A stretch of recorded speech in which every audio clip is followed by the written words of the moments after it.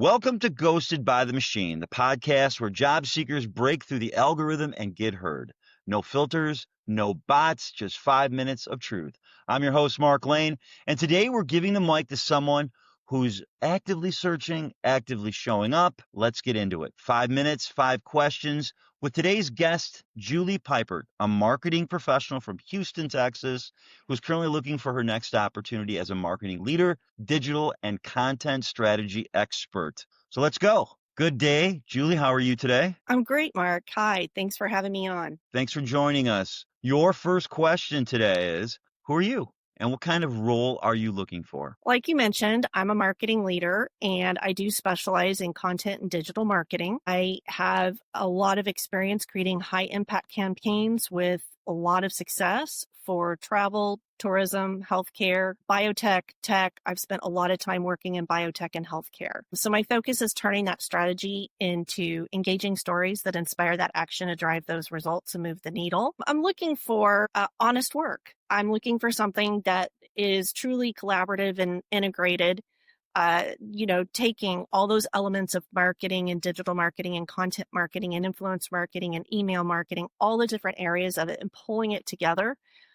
Evidence informed, take your data points, but also pay attention to your market. So anything that offers that kind of truly integrated opportunity. So Julie, AI is very prevalent in the application game and applying for jobs. Do you think AI has helped or hurt you during your job search right now? I'm going to put my vote in on hurt.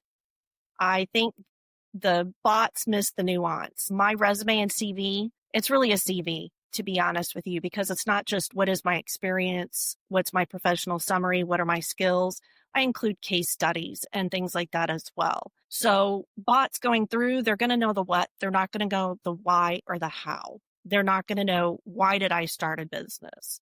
Where did I learn all the elements? And, how have I built this success? And I think that that's the nuance that's lost when you have a machine doing all of your initial screening. I understand the volume of resumes. I understand that you need to have a point, and I appreciate that. Initially, I was very keen on this for the way you could personalize and customize.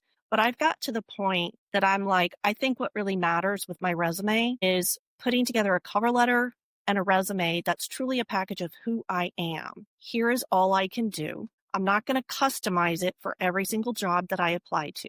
I'm a square peg. I'm not going to shave the corners off and make myself round to fit in your hole. Here I am. I'm a square peg. I either fit with what your organization needs or I don't. And fair enough either way. But what really matters to me is say, here's my package. I'm not going to keep showing different angles of myself. Here's the 3D model. Here's the whole thing. So what's your secret skill or superpower most resumes don't show? I see the gaps and opportunities. When I come into organizations, I think it's really important to say, what's working? Where can we improve? How can we get to where you're trying to go? Where are the gaps? And what are the opportunities for us to build on that? I am very good at both reading the market and reading teams and reading people and understanding what we need to put together. So that means I can build a great team. I can improve processes. I can find better tools. And then I'm pretty creative as well. So 2 sides of the brain. Okay. So what's one thing you tell recruiters or hiring managers today? I would tell them,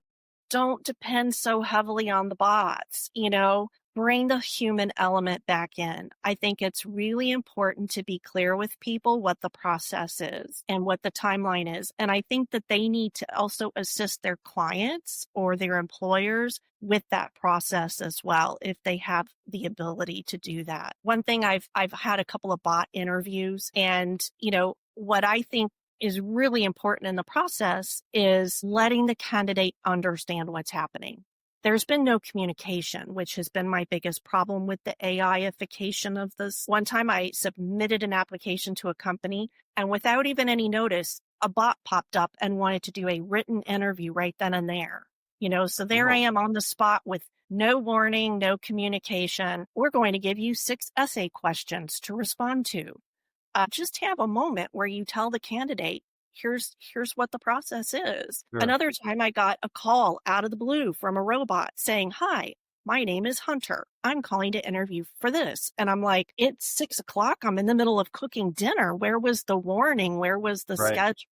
There needs to be better respect of the candidate's time and effort. And there needs to be enough of a recognition that we're dealing with human beings. Understand. I've had the same issue.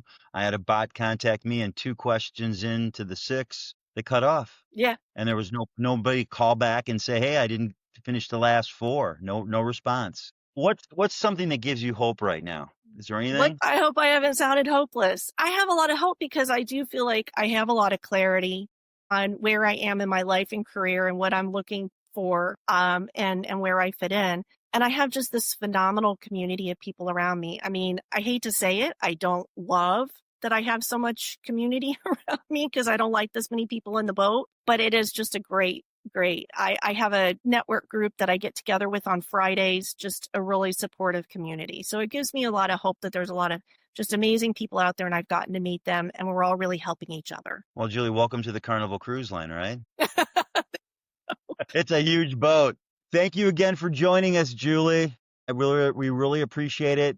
Now, if you're hiring or you know someone who is looking for someone like Julie, please check out her LinkedIn profile in the show notes. If you want to be on the podcast, email me or comment on my LinkedIn or social platforms. We're always looking for real voices in this ghost town of job search silence.